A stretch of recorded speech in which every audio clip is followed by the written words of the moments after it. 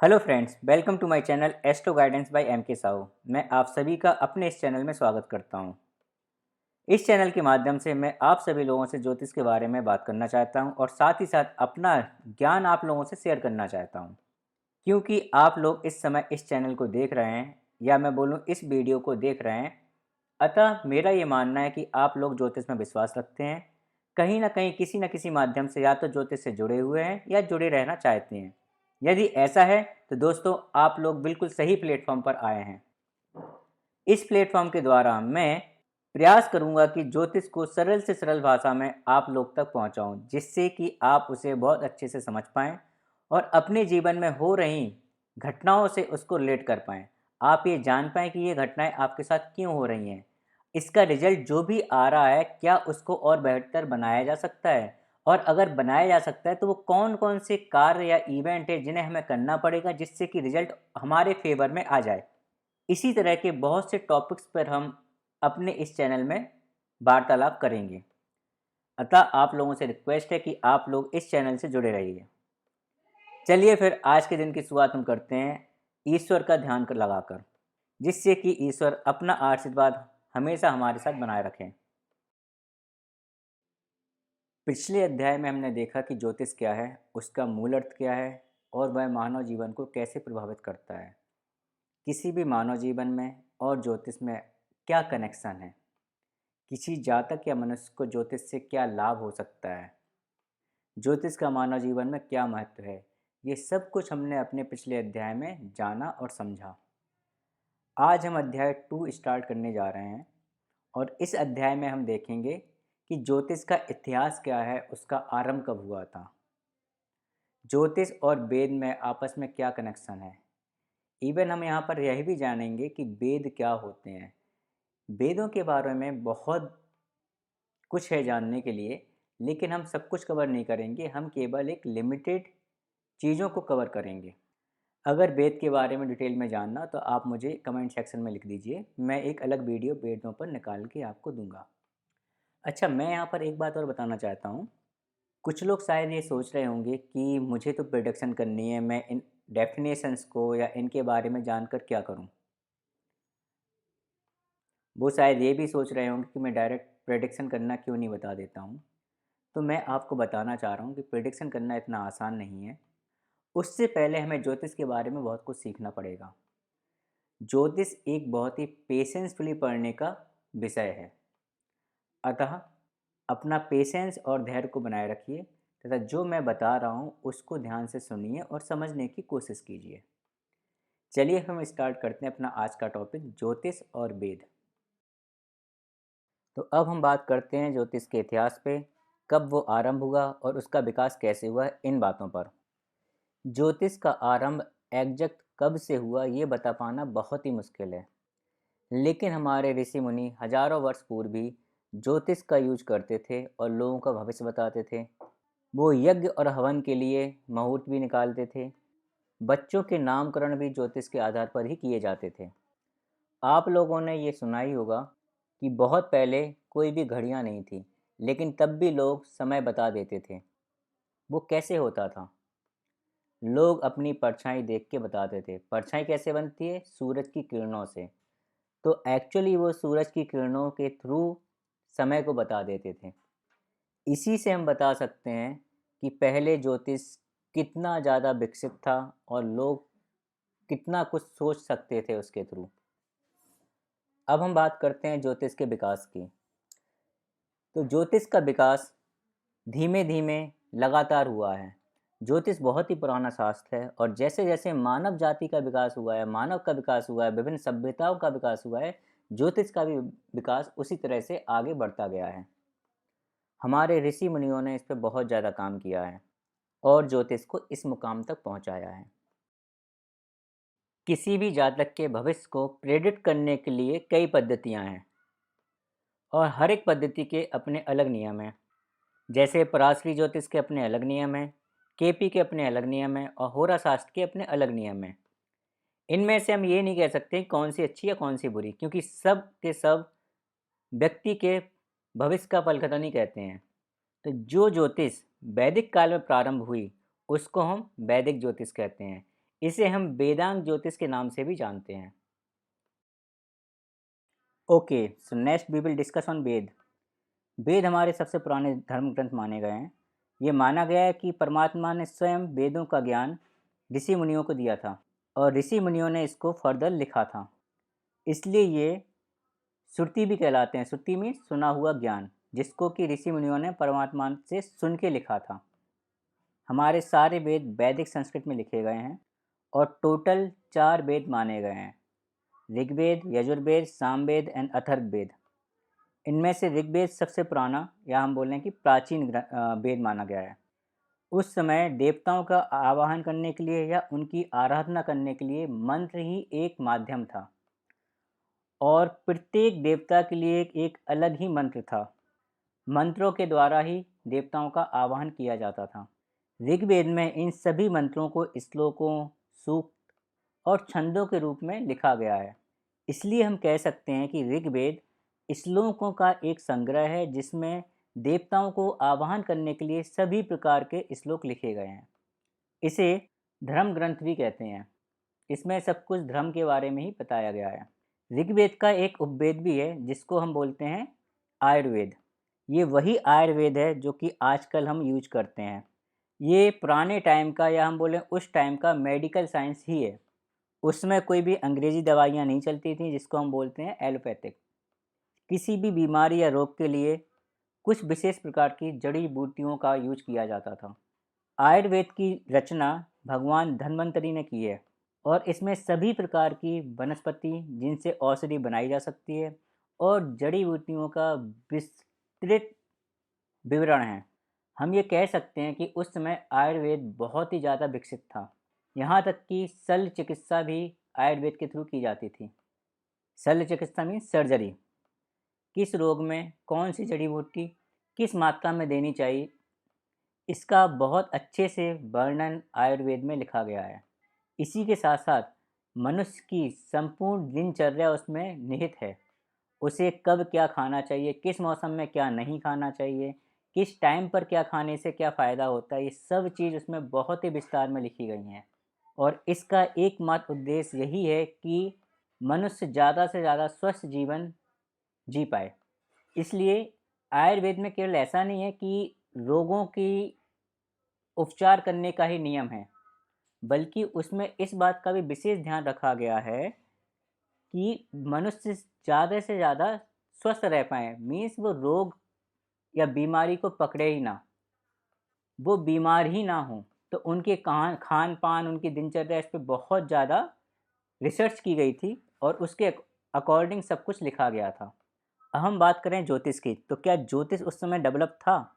हाँ, ज्योतिष उस टाइम पर भी एग्जिस्टेंस में था और विभिन्न प्रकार के मुहूर्त, ऋतुएं, ऋतुओं का बदलना और ऋतुओं से, ऋतु मीन्स मौसम, उससे प्रत्येक मनुष्य पे क्या प्रभाव पड़ता है इसका बहुत अच्छे से उल्लेख उसमें किया गया है। तिथियों की गणना, मास की गणना, ये सब उस समय डेवलप्ड थी। इवन नक्षत्रों के बारे में भी लिखा गया है। हाँ, हम ये ज़रूर कह सकते हैं कि उस समय गणित ज्योतिष का ज़्यादा यूज होता था और वही प्रभाव ज़्यादा देखने को मिलता है हमें ऋग्वेद में। इसके बाद नेक्स्ट है यजुर्वेद। ऋग्वेद के बाद यह दूसरा वेद माना गया है। इसमें विभिन्न प्रकार के यज्ञ और हवन करने की सारी विधियाँ हैं। कौन सा हवन या यज्ञ कब, किस लिए और किस उद्देश्य से होना चाहिए, किस समय होना चाहिए, उसके लिए किस तरह की हवन कुंडली होनी चाहिए, सॉरी कुंडली नहीं, हवन कुंड होना चाहिए। लगता है कुंडली मेरे दिमाग में काफ़ी छाई हुई है। किस यज्ञ के लिए क्या आहुति की वस्तुएं होंगी, क्या आहुति किस चीज़ से दी जाएगी, इस सब का बहुत ही विस्तार से वर्णन किया गया है। तो यजुर्वेद को हम एक्चुअली यज्ञ और हवन की सारी विधियाँ और सारी विधियों को संहित करने वाला एक ग्रंथ मान सकते हैं। राजा युद्ध पर जाते समय भी कुछ हवन और यज्ञ करते थे। तो प्रत्येक उद्देश्य के लिए एक अलग ही यज्ञ होता था। जैसे आपने नाम सुना होगा अश्वमेध यज्ञ। वो कोई भी राजा एक सम्राट, चक्रवर्ती सम्राट बनने के लिए करता था। पुत्र प्राप्ति के लिए एक अलग यज्ञ होता था और हर एक यज्ञ की एक अलग विधि होती थी। तो यजुर्वेद में सारे यज्ञों की और उनसे होने वाले फल की बहुत अच्छे से व्याख्या की गई है। यजुर्वेद का भी एक उपवेद है जिसको हम बोलते हैं धनुर्वेद। धनुर्वेद उस समय का सैन्य शास्त्र है। इसमें हर एक शस्त्र को चलाने की संपूर्ण विधि लिखी गई है। बहुत तरह की युद्ध नीतियाँ लिखी गई हैं। शत्रु की सैन्य शक्ति के आधार पे कब कौन सी युद्ध नीति को अपनाना चाहिए, कौन सा व्यूह रचना चाहिए, इन सब का बहुत ही विस्तार से वर्णन इसमें मिलता है। अस्त्र शस्त्र चलाने की सारी शिक्षाओं का इसमें वर्णन है कि हमें कोई भी अस्त्र शस्त्र कैसे चलाना चाहिए। अस्त्र और शस्त्र में डिफरेंस तो आप जानते ही होंगे। अस्त्र का मतलब है कोई भी ऐसी वस्तु जिसको हम दूर से फेंक के मार सकते हैं, और शस्त्र मतलब जो हाथ में लेके चलाया जाता है, जैसे कि तलवार। और अस्त्र में जैसे हमारा आ जाएगा धनुष बाण, भाला। तो इन सभी का बहुत अच्छे से वर्णन इसमें किया गया है। अब अगर हम ज्योतिष की बात करें तो यहाँ पर भी ज्योतिष काफ़ी हद तक विकसित हो चुका था। और जैसे मैंने बोला कि ऋग्वेद में हम गणित ज्योतिष का ज़्यादा यूज करते थे, यहाँ पर फलित ज्योतिष पिक्चर में आ चुकी थी। फलित ज्योतिष मीन्स कि ग्रहों और नक्षत्रों के आधार पर हम फल कथन कहने लग गए थे। फल कथन कहने का मतलब है किसी के बारे में प्रिडिक्ट करना कि हाँ आगे क्या हो सकता है। वो सारी चीज़ें इस समय आ चुकी थी। Now third is Samaveda. इसको तीसरे नंबर का वेद माना गया है, जो कि मेनली नृत्य, गायन, पाठन, इन सब का वेद माना गया है। प्रत्येक मंत्र, श्लोक, छंद, सूक्त, इन सबको पढ़ने का एक अलग तरीका होता है। यहाँ पर उन तरीकों के बारे में बहुत अच्छे से बताया गया है कि किसी भी छंद को कैसे पढ़ा जाता है, किसी भी श्लोक को कैसे पढ़ा जाता है, और इसके साथ साथ सारे कर्मकांड वो हम कैसे करते हैं इसका भी उल्लेख है। किसी भी व्यक्ति के लिए विशेष पूजा, दैनिक दिनचर्या उसकी कैसी होनी चाहिए, रोज़ की पूजा जो आप डेली बेसिस पर पूजा करते हो उस सब से क्या फल मिलेगा, वो कैसे करनी चाहिए, इन सब का बहुत अच्छे से उल्लेख किया गया है। जैसे अभी मैंने बोला कि हर एक छंद को, श्लोक को पढ़ने का एक अलग नियम होता है, और जब हम उसे उस तरह से पढ़ते हैं तो उससे दो फायदे होते हैं। पहला कि अगर हम वो बहुत देर तक पढ़ भी रहे हैं तब भी हमें थकान का अनुभव नहीं होता है। दूसरा, उस तरीके से पढ़ने से हमारा पूरा मन भगवान में लगता है, और हम जिसको याद कर रहे हैं या जिस भगवान के लिए वो श्लोक या छंद पढ़ रहे हैं वो बहुत जल्दी प्रसन्न होते हैं। तो एक्चुअली ये पठन पाठन का भेद है, जिसमें ये बताया गया कि हमें कब, कहाँ, कैसे पढ़ना चाहिए किसी भी श्लोक को और मंत्र को। अभी के टाइम पे अगर हम देखें तो हम खुद देखते हैं कि रामायण पढ़ने का एक अलग तरीका है, और रामायण की चौपाई उसी तरीके से अगर पढ़ी जाएंगी तो अच्छी भी लगती हैं, सुनने भी अच्छी लगती हैं, और उसमें गलती होने के चांस मिनिमम होते हैं। सिमिलर अगर हम देखें किसी भी चालीसा को पढ़ने का अलग तरीका है, जैसे हनुमान चालीसा एक अलग तरीके से पढ़ी जाती है। अगर हम उसी तरीके से उसे पढ़ें तो सुनने में बहुत ही आनंद आता है। तो ऐसे ही हर मंत्र को, हर चालीसा को, हर छंद को पढ़ने का एक अलग नियम है, और अगर हम उसके उसी नियम के अनुसार उसे पढ़ते हैं तो बहुत अच्छा सुनने में भी लगता है, आनंद भी आता है, और भगवान भी प्रसन्न होते हैं। सामवेद का भी एक उपवेद है जिसे हम कहते हैं गंधर्व वेद। गंधर्व वेद में नृत्य, नाट्य, संगीत, इन सब का बहुत अच्छे से वर्णन किया गया है। इसमें हम कह सकते हैं एक्चुअली कि ये एक शास्त्रीय जो हमारे पास अपना हम बोलते हैं ना हिंदू धर्म, उसका जो शास्त्रीय नृत्य और संगीत जो है वो यहीं से आया है। सितार को हम कैसे बजाएं, वीणा को हम कैसे बजाएं, हारमोनियम को हम कैसे बजाएं, ये सब कुछ इसमें बहुत विस्तार से लिखा हुआ है। विभिन्न प्रकार के राग, रागनी, संगीत, वो सब भी इसमें बहुत अच्छे से लिखे गए हैं। हम बोले उनका वर्णन या उल्लेख किया गया है। जैसे कि हमने सुना होगा कि तानसेन राग गाने में बहुत ही अद्वितीय कवि थे, और वो इस तरह से राग गाते थे कि उनकी अगर राग गाने का जो तरीका था वो बारिश तक करा सकते थे। तो वो सब कुछ इसी का ही परिणाम है। ये सब कुछ सामवेद में लिखा हुआ है कि हमें कब क्या कैसे करना चाहिए, और अगर किसी ने बहुत अच्छे से प्रैक्टिस की है और अच्छे से सीखा है तो डेफिनेटली वो बहुत अच्छा करेगा। इसके बाद हम बात करते हैं अपने लास्ट वेद की, जिसे हम बोलते हैं अथर्ववेद। अथर्ववेद में बहुत सारे नियम कानून लिखे हैं, जिससे कि उस समय कोई भी राजा, उसकी प्रजा, या कोई भी मनुष्य कैसे जिए, उसके क्या क्या धर्म हैं, उसका राजधर्म क्या है, राजा का अपनी प्रजा के प्रति क्या धर्म है, प्रजा का अपने राजा के प्रति क्या धर्म है, दैनिक दिनचर्या उसकी कैसी होनी चाहिए, समाज के क्या नियम होने चाहिए, क्योंकि अगर हमें रहना है तो हम एक समाज में ही रहते हैं, राइट। और हमें एक समाज की तरह ही रहना पड़ेगा। उसके कुछ नियम कानून होते हैं, तो वो सारे नियम कानून का वर्णन अथर्ववेद में था। एक परिवार में जितने भी सदस्य रह रहे हैं, उन सब की रिस्पॉन्सिबिलिटी क्या होनी चाहिए, उनका आपस में कैसा रिलेशन होना चाहिए, क्या उनके दायित्व होने चाहिए, ये सब कुछ बहुत विस्तार से लिखे गए हैं। इसमें सारा धर्म संगत और न्याय संगत कार्यों का वर्णन है। इसका एक उपवेद है जिसे हम कहते हैं स्थापत्य वेद। स्थापत्य मीन्स स्थापना करना।